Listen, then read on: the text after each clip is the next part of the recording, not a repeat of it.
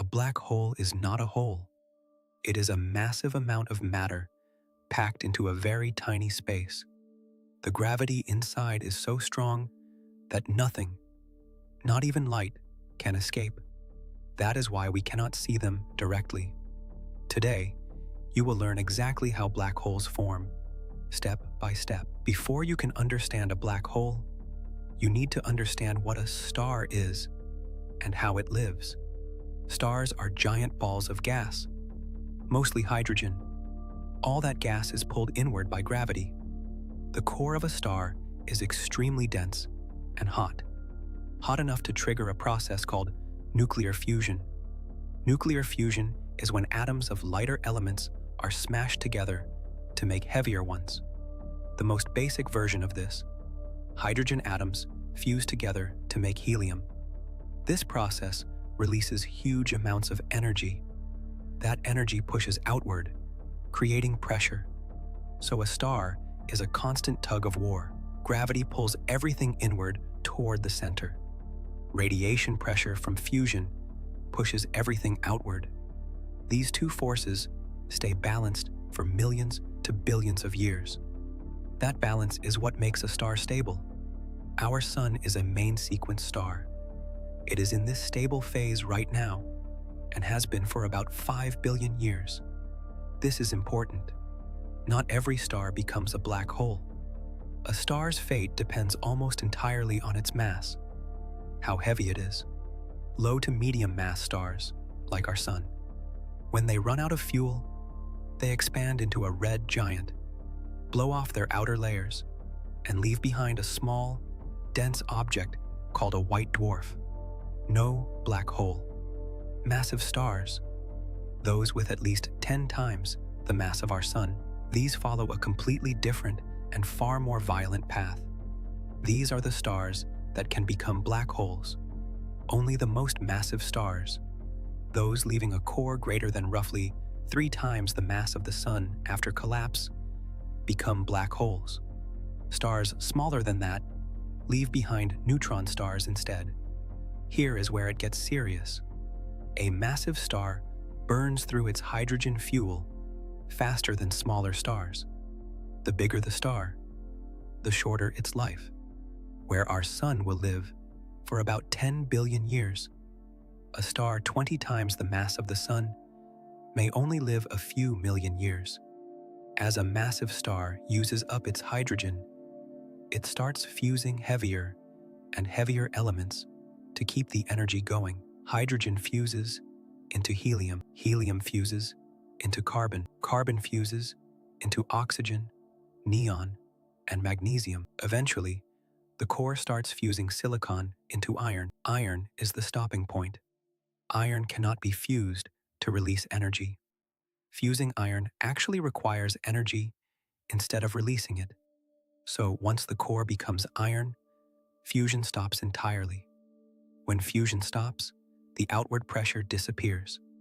Gravity wins. This is the key moment. With no outward pressure left to hold the star up, the core collapses inward almost instantly.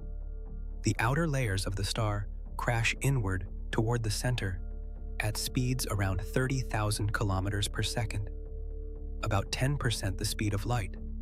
The collapse is so fast and so violent that the outer layers bounce off the dense iron core and explode outward.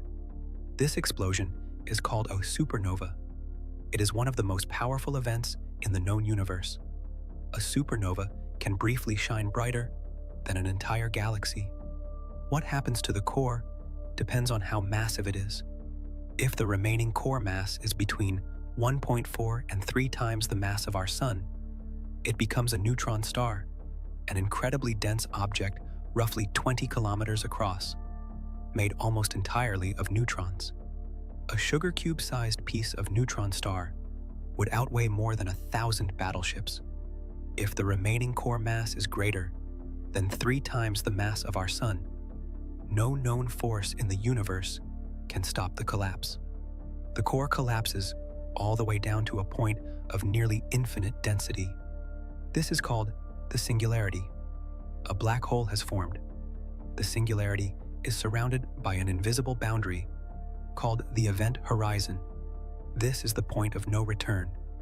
At the event horizon, the escape velocity, the speed you would need to break free from the gravitational pull, equals the speed of light. Since nothing can travel faster than light, nothing can get out. Not gas, not planets, not light itself.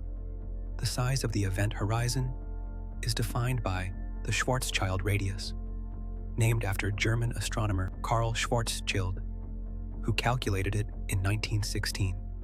For a black hole 10 times the mass of our Sun, that radius is about 30 kilometers. The more massive the black hole, the larger its event horizon. There are 4 known types of black holes. Primordial black holes. These are thought to have formed shortly after the Big Bang, from the condensation of dense matter in the very early universe. Most were extremely tiny, some as small as a single atom.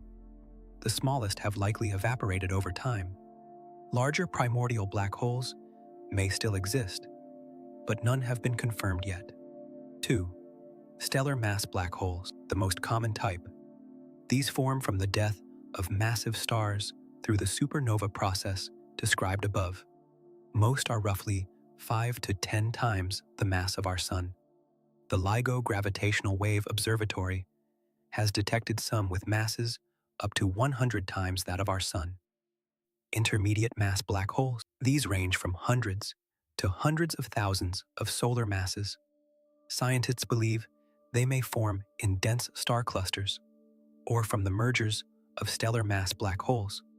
They are rare and hard to detect, but evidence for some candidates has been found.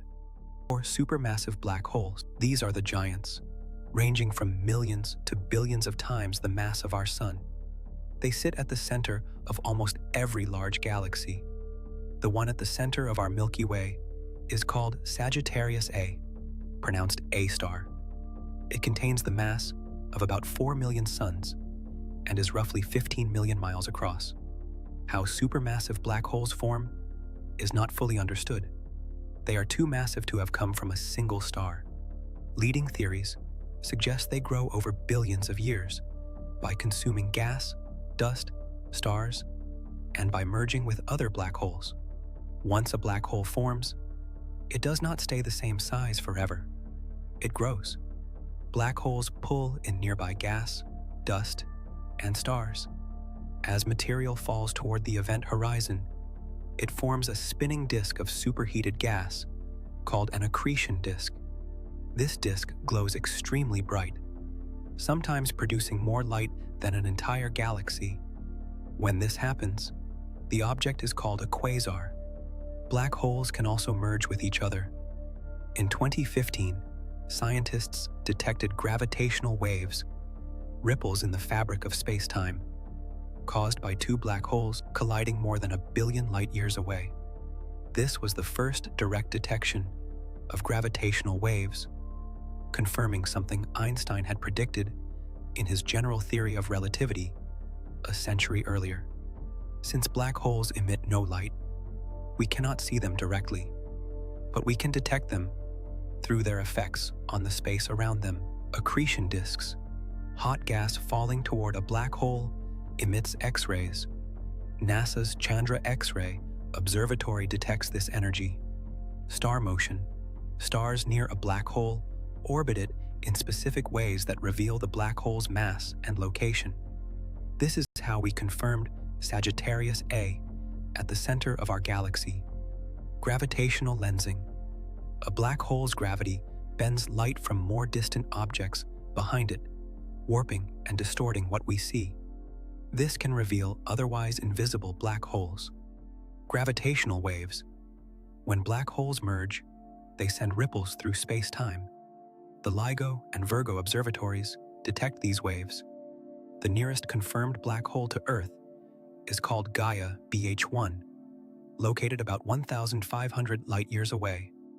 The most distant known black hole sits at the center of a galaxy roughly 13 billion light-years from us. Myth 1. Black holes suck everything in. False. Black holes follow the same laws of gravity as every other object. If our sun were replaced by a black hole of identical mass, Earth would keep orbiting as normal. An object has to come very close, practically into the mouth of a black hole, for it to be consumed. Myth 2. Black holes last forever. Not quite. In 1974, physicist Stephen Hawking showed that black holes slowly lose mass over time by emitting what is now called Hawking radiation. Eventually, over an astronomically long period of time, a black hole can fully evaporate. However, even the smallest black holes we know of are gaining mass from a background radiation faster than they are losing it through this process. Myth 3. Black holes are rare. Scientists estimate there could be more than 1 billion black holes in the Milky Way alone. Most are simply invisible because they are not actively pulling in material. One could be passing through our galaxy right now, and we would not know it. Here is the full process, start to finish. A massive star, at least 10 times the mass of our sun, spends millions of years fusing progressively heavier elements. Fusion stops when the core becomes iron. With no outward pressure, gravity takes over completely.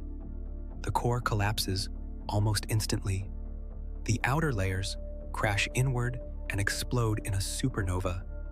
If the remaining core is more than 3 times the mass of our sun, it collapses into a singularity, a point of nearly infinite density.